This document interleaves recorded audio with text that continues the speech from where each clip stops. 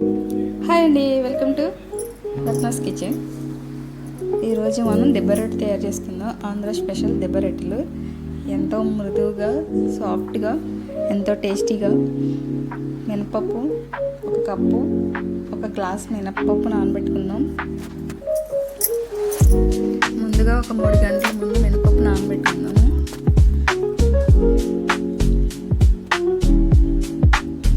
మినపప్పు, ఇడ్లీ రవ్వ, ఒక గ్లాస్ ఇడ్లీ రవ్వ, ఒక గ్లాస్ మినపప్పు కదా, 2 గ్లాసులు రవ్వ, 3 గ్లాసులు పడుతుంది అసలు కరెక్ట్గా.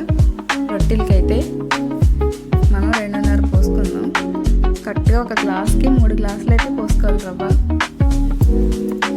రొట్టెలు చాలా చాలా బాగుంటాయి. రవ్వ కూడా నానబెట్టేసుకుందాం. మినపప్పు, రవ్వ నానబెట్టుకుందాం. నానబెట్టుకున్న తర్వాత గ్రైండర్ వేసుకుని పిండి రుబ్బేసుకుని ఒక నైట్ అంతా అలా వదిలేద్దాం పిండిని. ఫర్మెంటేషన్ అయితే చాలా బాగుంటుంది. ఇడ్లీ పిండి ఇడ్లీకైనా బాగుంటుంది, రొట్టెలకైనా బాగుంటుంది. ఇడ్లీకి అయితే కొద్దిగా తక్కువ వేసుకొని సరిపోతుంది. రొట్టెలకైతే 3 గ్లాసులు కరెక్ట్గా పోసేసుకోవాలి. బాగా ఇంకా కొంచెం మెత్తగా కావాలంటే 2.5 పోస్తున్నాం. ఈ రవ్వను నానబెట్టేసుకుని పప్పు పిండి అన్నీ రెడీ చేసి పెట్టేసుకున్నాం. పచ్చనిపప్పు నానబెట్టుకున్నాం. కొబ్బరి తురుము పిండిలో కొబ్బరి తురుము కలిపేసుకున్నాం. గంట ముందు నానబెట్టుకున్న పచ్చనిపప్పు తీసుకున్న కొబ్బరి తురుము ఇవన్నీ ఇడ్లీ పిండిలో కలిపేసుకున్నాం.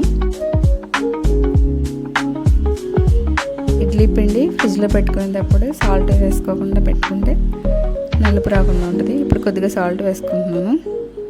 పచ్చెనపప్పు, కొబ్బరి తురుము, సాల్ట్ ఇవన్నీ కలిపేసుకుందాం శుభ్రంగా.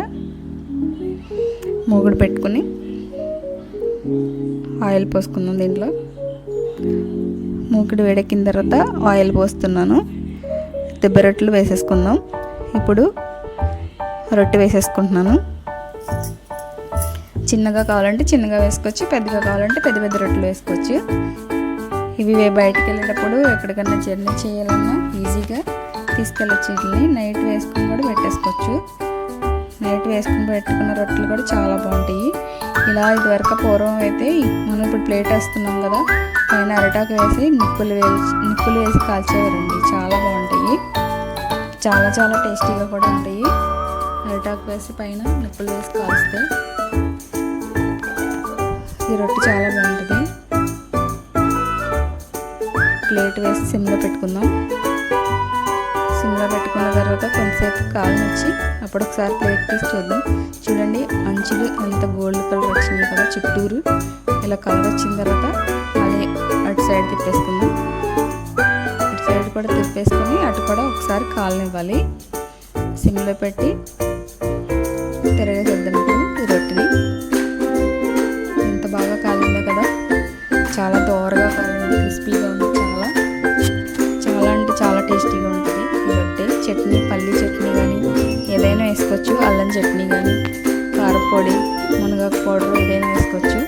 పల్లీల చట్నీ వేసుకుంటాము. చాలా అంటే చాలా టేస్టీగా ఉంటుంది ఈ రొట్టె. ఇలా ట్రై చేయండి. దెబ్బ రొట్టె 2 ముక్కలు పెట్టుకుని ఎన్నైనా వేసేసుకోవచ్చు. ఇలాగా ఎన్ని రొట్టెలైనా వేసుకోవచ్చు. తినడానికి కూడా బాగుంటాయి. చట్నీ లేకపోయినా కొబ్బరి తురుము, పచ్చెనపప్పు వేసుకుంటే చట్నీ లేకపోయినా తినేయచ్చు ఈ రొట్టెలు. దెబ్బ రొట్టెలు ఆంధ్ర స్టైల్ దెబ్బ రొట్టెలు అండి. అవిగోండి, చూడండి అసలు ఎంత బాగున్నాయి కదా.